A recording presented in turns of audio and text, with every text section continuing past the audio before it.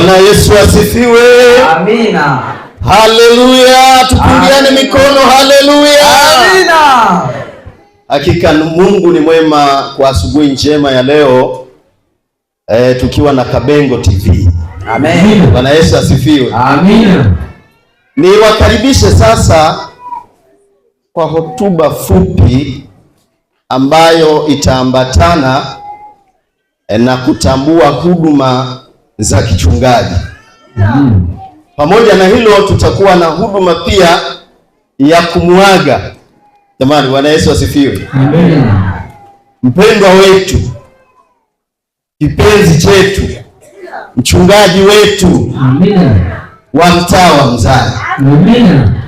Kwa hiyo ninapoongea hivi, jiandae, weka vizuri, kama kako mbali hebu kasogezi. Bwana Yesu asifiwe. Amina. Naomba nijitambulishe sasa tunapoendelea na hotuba ya mchana wa leo. Jina langu naitwa Israeli Nehemia Kayanda, ni mshiriki wa Mzani. Amina. Na pia ni katibu wa afya kanisani, uimbishaji, na pia ni katibu wa ATAPE wilaya ya Biharamulo. Na pia ni mjumbe wa kamati ya maendeleo ya Fili. Bwana Yesu asifiwe. Amina. Na wiki hii tulikuwa na kikao, kwa hiyo tuendelee kuiombea Fili yetu. Amen. Waimbaji mbarikiwe sana.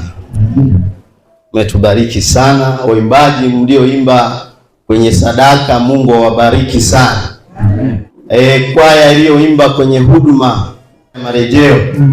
Amen. Pia bila kuwasahau mafundi mitambo, wanapenda hao watu maki hiyo kazi nilikuweko hata mimi. Mafundi mitambo hawa ndio wanasababisha sauti yangu ipae kwenda mbali. Kwa hiyo ni waarike na wao watusalimie. Jamani, hawa watu ni wa muhimu sana. Amen. Mchana wa leo tujifunze kidogo. Somo linasema umoja katika huduma ya Mungu. Umoja katika huduma ya nani? Ya Mungu. Tuombe. Tunakuita mpendwa wetu, Mungu wetu, utufundishe. Nitumie wewe ukaniangazie neno lako. Amen. Na wale watakaolisikia likawafae katika maisha ya kiroho. Amen.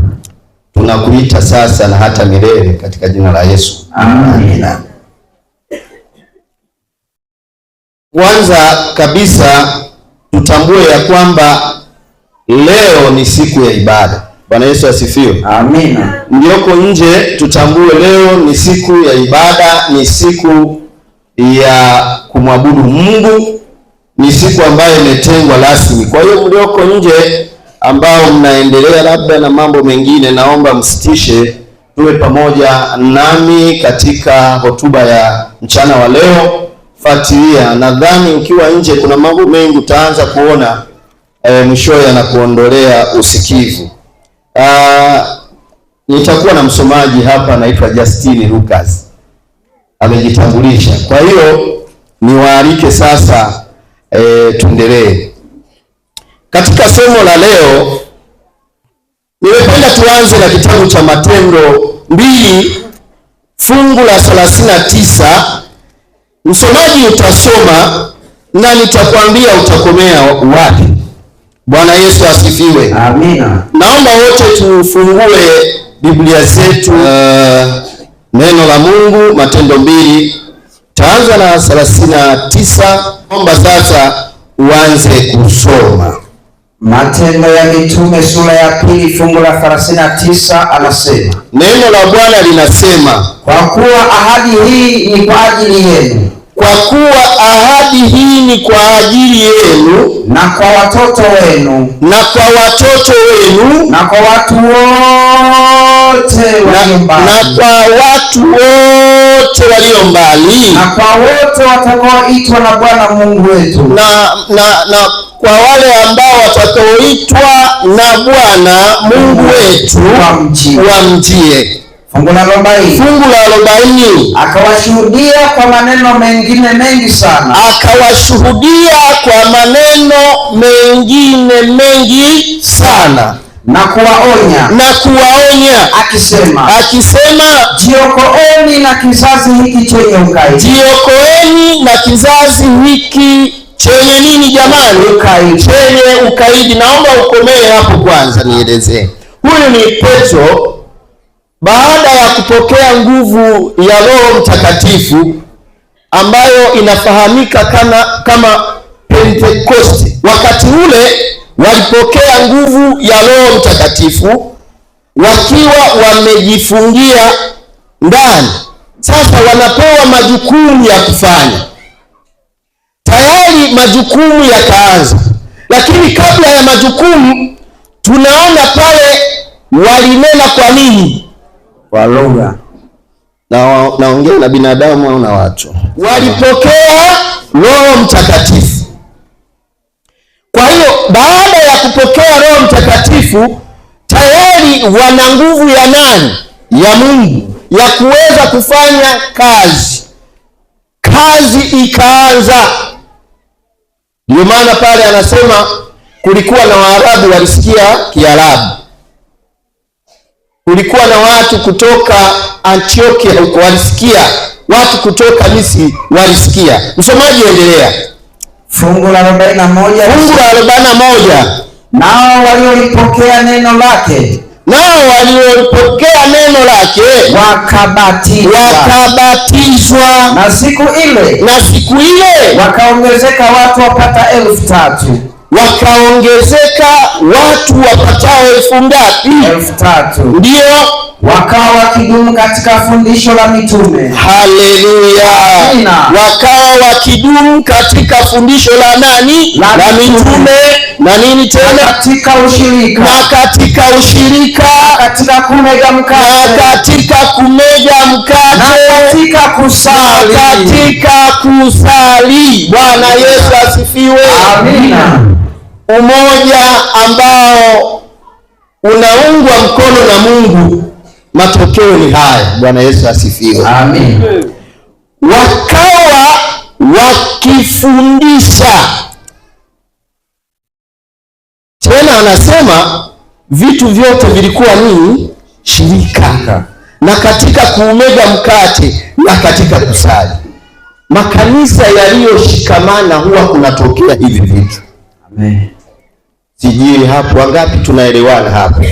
Makanisa yaliyoshikamana, makanisa yaliyo na umoja, mtaa ulio na umoja, familia iliyo na umoja, huwa kunatokea hivyo vitu. Amen. Hapo ni lazima kanisa kuwe na kufanyaje jamani? Na kuongezeka. Endelea msomaji. Anaendelea kusema. Ndio. Kila mtu akaingiwa na hofu. Kwa sababu gani? Ajabu nyingi na ishara. Kwa sababu ajabu nyingi na ishara zikafanywa na mitume. Na wote walioamini walikuwa mahali pamoja. Hao watu walikuwa mahali pamoja. Washiriki walikuwa mahali na kuwa na vitu vyote shirika. Wakiuza mali zao na vitu vyao walivyokuwa navyo, na kuwagawia watu wote na kila mtu alivyokuwa na haja. Bwana Yesu asifiwe. Amina. Watu walioshikamana wanatoka. Watu walioshikamana wanawatambua wahitaji. Amen. Bwana Yesu asifiwe. Amina. Watu walioshikamana injili inasonga mbele. Amina. Na tunamshukuru pasta wetu, injili katika mtaa wa Mzani linasonga mbele. Amina. Lakini tuwe na umoja. Tukiwa na umoja injili inasonga. Amen. Bwana Yesu asifiwe. Amen. Hao watu mpaka walishangaa, wakasema hiki ni nini? Maana yule Roho bado alikuwa ndani Roho alikuwa ndani yao, alikuwa akifanya kazi. Jiulize, Roho umemzimisha? Angalia kanisa lako, angalia wewe mwenyewe, yule Roho bado yumo ndani yako. Tunahitaji kumrudisha Roho Mtakatifu. Amina. Ili tuwe na umoja, tuwe na vitu vyote vikawe shirika. Tukisema mtaa wa Mzani, tukisema kanisa la Mzani, tumesema kanisa la Rugezi. Bwana Yesu asifiwe. Amina. Sijui mnanielewa? Ndio. Tukisema kanisa la Ngalalambe, tuwe tumesema kanisa la Miongola. Niwaambieni, kazi ya injili itasonga kwa kasi sana. Lakini kama tutakuwa wanasiasa, mnawajua wanasiasa? Kama CCM na nini? Kanisa, kazi ya Mungu haitasonga kwamba mimi ni wa fulani wafanye wao. Jamani, mtaa huo utakuwa na maendeleo? Hao watu yani walionekana kama familia hii moja, na watu hawa walikuwa na nini? Na umoja. Wakisema tufanye hiki kwa ajili ya kazi ya Mungu, wote wanakubaliana. Msomaji endelee, maana na muda mchache. Fungu la 46 linasema, na siku zote kwa moyo mmoja walidumu ndani ya hekalu, wakimega mkate nyumba kwa nyumba, na kushiriki chakula chao kwa furaha, wakishiriki chakula chao kwa uzuri, kwa furaha. Bwana Yesu asifiwe. Na kwa moyo mweupe. Haleluya. Amina. Umeona raha ya umoja? Ndio. Umeiona raha ya umoja? Ndio. Waimbaji, mmeona raha ya umoja? Ndio. Washiriki, mmeona raha ya umoja? Ndio. Umoja unalipa jamani. Haleluya. Amina. Umoja tuseme unaleta maendeleo. Amen. Jamani, tuwe na umoja. Amina. Ninashukuru sana kuona mtaa huu unasonga mbele, lakini tukumshukuru mchungaji wetu, amejitahidi sana kwa uwezo wa Mungu, ametuweka pamoja, tuna nia moja na tuendelee hivyo. Bwana Yesu asifiwe. Amina. Na kule anakoenda akafanye kama Petro na wanafunzi wengine walivyofanya, akawaunganishe. Amen. Kanisa anakoenda, mtaa unakoenda, wakajua ya kwamba huyu mtu ametumwa na Mungu. Bwana Yesu asifiwe. Amina. Endelea, tumalizie hapo. Nadhani mmekomea fungu la ngapi? Tunaenda fungu la 47. Fungu la 47, malizia hapo. Wakimsifu Mungu na kuwapendeza watu wote. Bwana akalizidisha kanisa kila siku. Bwana Yesu asifiwe. Amina. Hakulipunguza, hakuna. Bwana akalizidisha nini? Kanisa kila siku. Kwa wale waliokuwa wakiokolewa. Bwana akalizidisha nini? Kanisa ambalo lina umoja, Mungu analizidisha. Amina. Kanisa ambalo lina njozi, kanisa ambalo linajua tumetumwa nini katika ulimwengu, Mungu analipatia nguvu. Amen. Bwana Yesu asifiwe. Amina. Sasa tunafanyeje hapa sasa? Lakini ninaona jambo moja ni kuwa na umoja, na katika umoja kuna mafanikio. Bwana Yesu asifiwe. Amina. Na katika umoja kuna injili.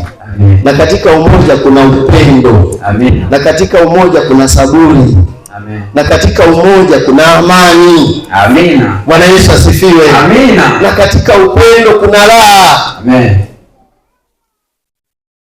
Na waomba mtaa mzani tushikamane. Bwana Yesu asifiwe. Amina. Ataondoka huyu, tutapokea mchungaji mwingine.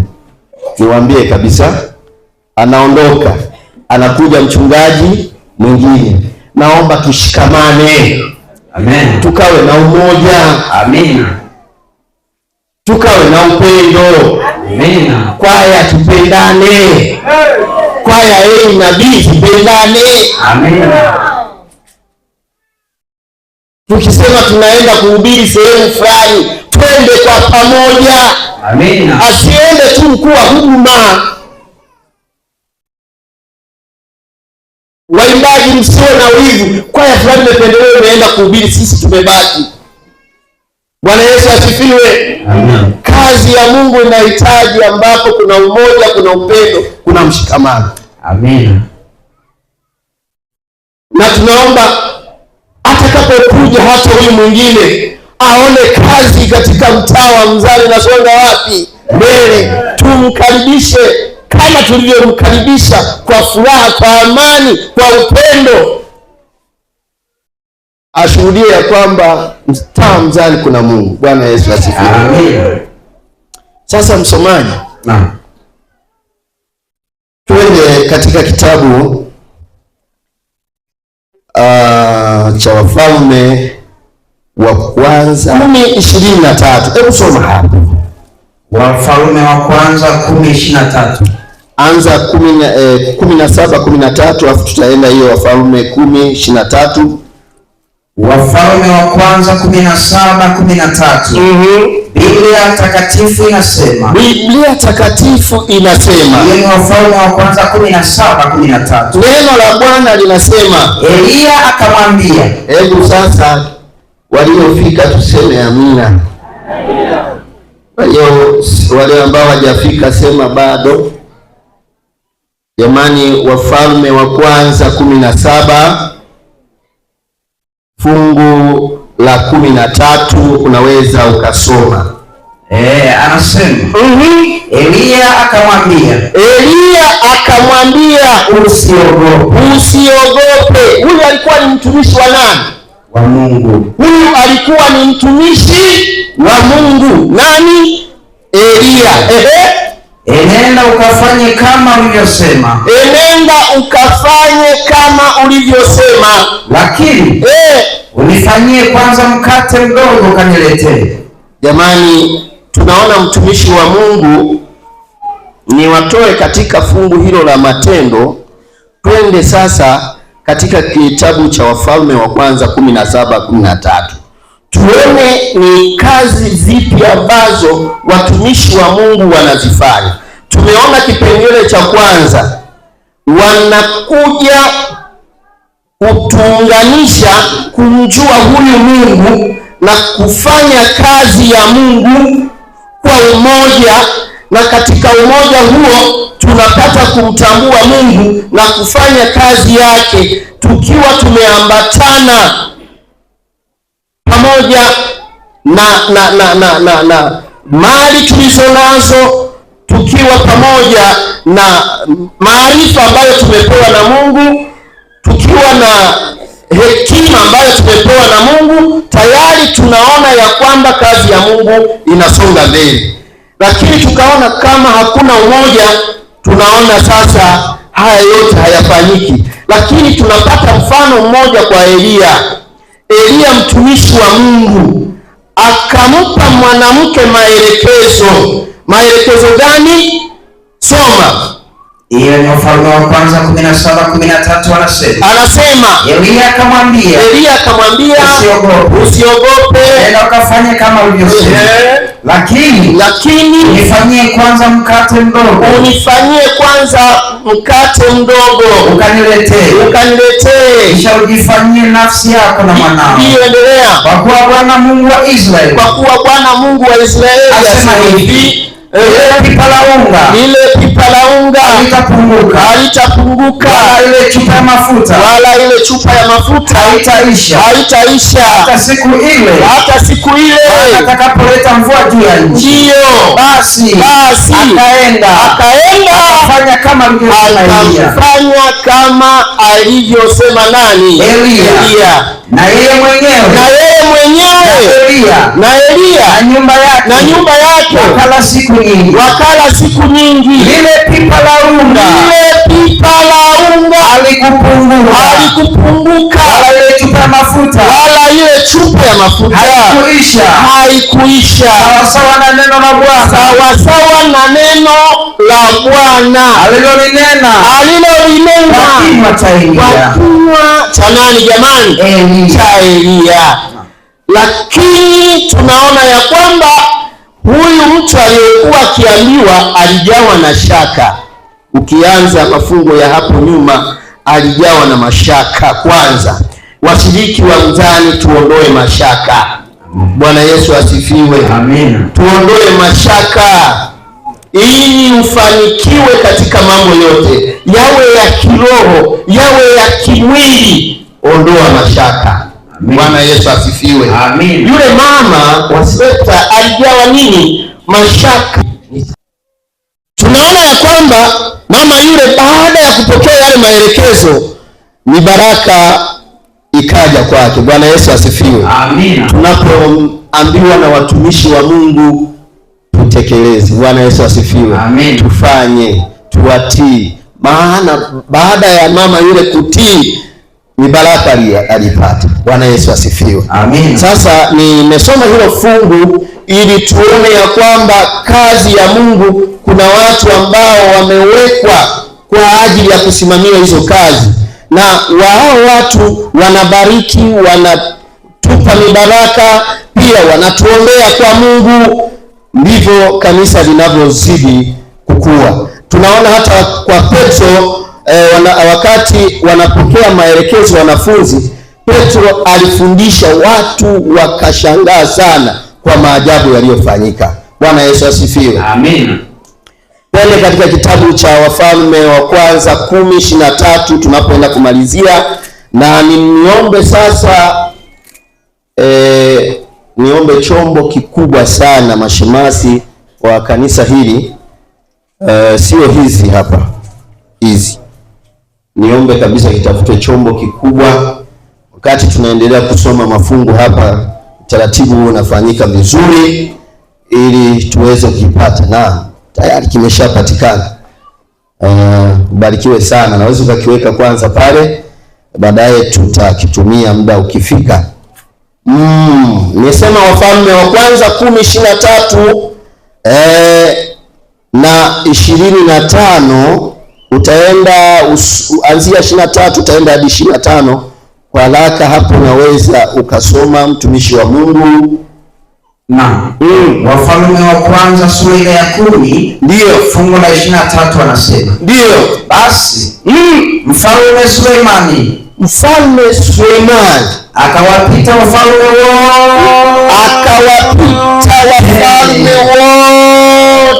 wa duniani kwa mali na kwa hekima. Ulimwengu wote ukamtafuta Sulemani uso wake, ili waisikie hekima yake, Mungu aliyemtia moyoni. Endelea. Fungu la 25. Wakaleta kila mtu zawadi yake. Bwana Yesu asifiwe. Amina. Naomba ukomee hapo. Naomba ukomee. Umefika fungu la ngapi? 25. Fungu la 20 na ngapi? Na 5. Naomba niseme maneno machache hapa ya kwamba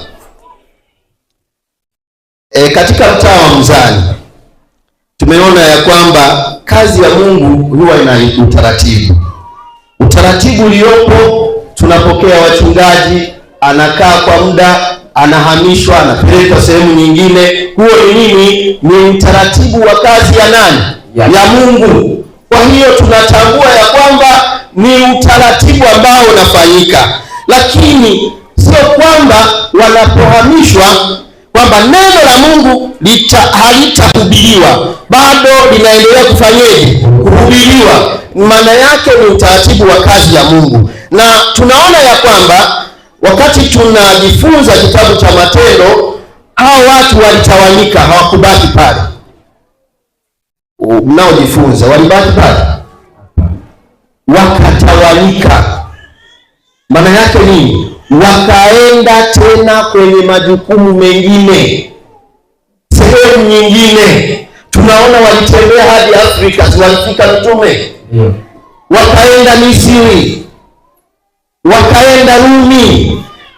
Kumbe huo utaratibu ni wa nini? Ni wa kawaida. Kwa nini wanafanya hivyo? Ni kwa sababu ya kazi ya Mungu, ili izidi kuenea ulimwenguni kote. Bwana Yesu asifiwe. Amina. Na sasa tunaona ya kwamba kile ambacho wanakifanya ni jambo zuri sana. Hawa watu wanatuombea. Bwana Yesu asifiwe. Amen. Wangapi wanajua hilo? Kwamba wanatuombea kwa kweli, wanajitahidi. Wakati mwingine tunawaumiza, si kweli jamani? Tunafanyaje? Tunawaumiza. Wakati mwingine hata sisi tunawaombea, si ndivyo hivyo? Na sisi tunawaombea, na sasa tunamwombea ni baraka. Bwana Yesu asifiwe. Amen. Na kama kuna sehemu tulikosea, atusamehe. Bwana Yesu asifiwe. Amen. Lakini sasa tukasema, sasa hapa naenda kwenye majukumu mengine. Bwana Yesu asifiwe. Kama akina Petro, baada ya kupokea ile nguvu, walitawanyika na kazi ikaenea, na sasa hapa kuna mtaa. Hiyo ni kazi ya kina Petro na wale wenzake. Kwa hiyo baadaye tena huenda tena mtaa ukatengwa huu, akaja mchungaji mwingine. Mtaa wa Mgeso ukawepo na mtaa wa Mgani. Jamani, wengine wanasema natabiri sijui. Basi mimi natoa mfano. Mtaa wa Mzani ukawepo na mtaa wa wapi? Sisi. Wangapi wanaliombea hiyo? Punga mkono. Haleluya. Ni kazi ya Mungu. Sasa tunatambua huduma zao kwa sababu wanajishusha miguuni mwa Mungu kuweza kutuombea na kutuongoza katika makanisa yetu vizuri, na maelekezo wanayapokea kwa njia ya neno la nani? La Mungu, ili tuenende kama tulivyosoma katika kitabu cha Matendo. Kanisa likafanyeje? Likaongezeka. Na leo si limeongezeka jamani? Ndio. Sasa tukasema taenda hivi jamani? Hapana, lazima tutambue huduma za wachungaji. Leo tuna mambo mawili: huduma za wachungaji na kumuaga pia. Na leo na kila mmoja alitangaziwa ni lazima afanye. Bwana Yesu asifiwe. Ni lazima atambue huduma, ni lazima amwage. Bwana Yesu asifiwe. Majukumu walio nayo ni makubwa. Kuna wengine hawana biashara, si ndio hivyo? Wengine hawana nini? Biashara. Kwa mchungaji, kama ninavyosema, mchungaji atakula nini? Kwa nani? Bwana Yesu asifiwe. Amen. Wanategemea na wao wanachopata kidogo, lakini na sisi tuna uwezo wa kufanya kwamba na tunatoa na sisi zawadi kidogo. Bwana Yesu asifiwe. Amina. Sasa tunapoenda kumalizia ni na kuwaomba sasa tujiandae. Twende msomaji, tusome katika kitabu cha 315 taenda hadi 17. Soma hapo. Yeremia 3:15 anasema, nami nitawapa ninyi wachungaji wanipendezao moyo wangu, watakaowalisha kwa maarifa na fahamu. Wangapi tumelishwa na mchungaji wetu? Haleluya, punga mkono. Wangapi tunampenda? Punga mkono. Wangapi wanasema endelee kukaa? Jamani, ni utaratibu ushawekwa, tutapokea mwingine. Lakini huyu mchungaji ametulisha. Wangapi wamepokea baraka kutoka kwake ya mafundisho? Tumebarikiwa na mafundisho yake. Na hao watu wamepewa hekima kubwa ya ajabu. Endelea msomaji. Naam. Anasema Anasema fungu la 16. Fungu la 16. Kisha itakuwa. Kisha hapo tumefundishwa na tumeelewa. Itakuweje? Kisha itakuwa. Mtakapoongezeka. Tutakapoongezeka kama kitabu cha Matendo kilivyosema. Mtakapoongezeka. Tutakapoongezeka.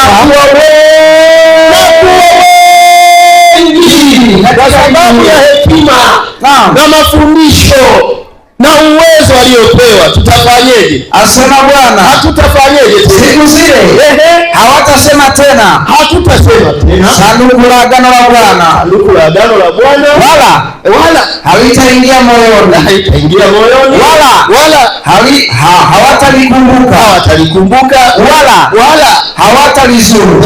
Wala haya hayatafanyika hayo tena.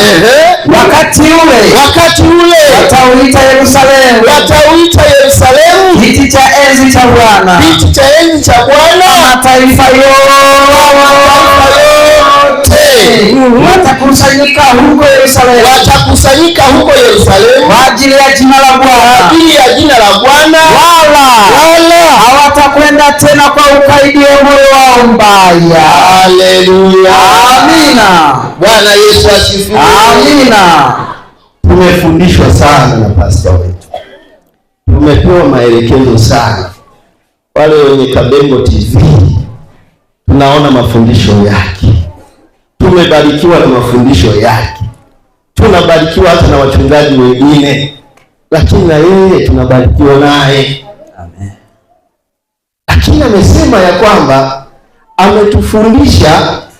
katufundisha na kutuelekeza ni mwongozo upi ambao utakufanya umjue huyu Mungu na kuishi kwa hekima na kwa maarifa na kwa utakatifu. Sasa neno la Bwana linasema sasa yale mabaya yote ambayo yanatutenga na Mungu tusiyafanye. Bwana Yesu asifiwe. Amina. Tuendelee kuenzi mafundisho yake. Amen. Bwana Yesu asifiwe. Amina. Sasa tunaenda katika wito ambao sasa hatuwezi kumwacha aende hivi hivi. Ni lazima tufanye kitu. Bwana Yesu asifiwe. Amina. Ni lazima tufanye nini? Kitu. Na tunatambua huduma zao ni nzuri na sehemu zingine wamemaliza, wameshafanya. Na niwaambie kwamba katika huduma za wachungaji usiogope hata kwenda kwake kumwombea. Bwana Yesu asifiwe. Amina. Wewe hata siku mmoja panga upeleke zawadi kama wewe. Amen. Unaweza kusema pastor, nadhani leo sinunue maji. Bwana Yesu asifiwe. Amina. Leo na dudu mkuu zinakuja. Bwana Yesu asifiwe. Sasa kuna wengine wanasema mwishowe tutatuambia twende tukaoshe na vyombo. Bwana Yesu asifiwe. Amen. Hapana. Ukijisikia mtembelee hata mchungaji. Amen. Muombe naye. Amen. Mtie moyo. Maana na wao ni watu kama sisi. Sasa kuna wengine wanaogopa siwezi kwenda kwa mchungaji. Wao wanapokea mshahara bwana. Hapana. Tunahitaji tuwatie moyo. Amina. Hata ukiona vipi kuna matunda umepata, mpelekee hata matunda. Leo na kupatia matunda kidogo hapo, mbarikiwe na familia yako. Sasa kuna wengine wanasema hayo hamna, ni ya wale wengine. Hapana, kanisa la Mungu tumeruhusiwa kufanya hivyo. Kwa hiyo sio ukasema hapana, nikimpa zawadi mchungaji nitakuwa nimekosea. Uko sahihi. Bwana Yesu asifiwe. Amen. Yeremia 23:4. Yeremia 23:4. Anasema Yeremia 23:4 inasemeje? Nami nitaweka juu ya wachungaji watakaowalisha wala hawataona hofu tena wala kufadhaika wala hatapotea hata mmoja wao. Jamani, tusipotee. Bwana Yesu asifiwe. Amina. Hawa watu wanatulisha neno la Mungu, tunamtambua Mungu. Ninatambua ya kwamba washiriki waliowaacha idadi itazidi kuongezeka. Amen. Usipotee. Amina. Bwana Yesu asifiwe. Amina. Niombe sasa tusimame.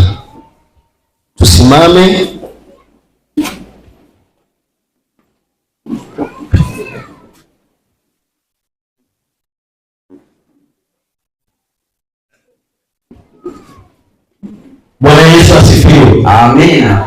Tunaenda katika sasa jambo letu ambalo tunahitaji kutambua huduma za kichungaji na pia kumuaga. Lakini kabla hatujaendelea, niombe mzee wa kanisa Benedicto utupatie ombi tunapokwenda sasa katika huduma hiyo nyingine.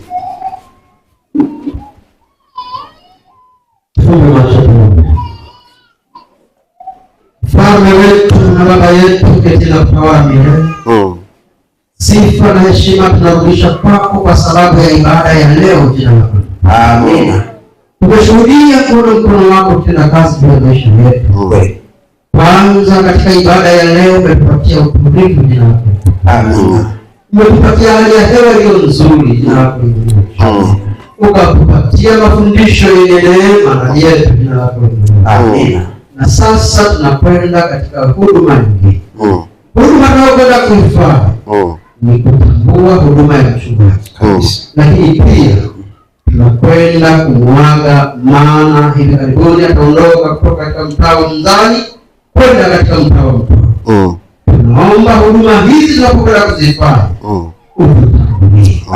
Gusa kila mmoja wetu, gusa kila aliyekuja, na zaidi sana huduma hii iweze kuleta watu kwako. Asante kwa kuwa tena hivyo, tumeomba kwa jina la Yesu. Amen.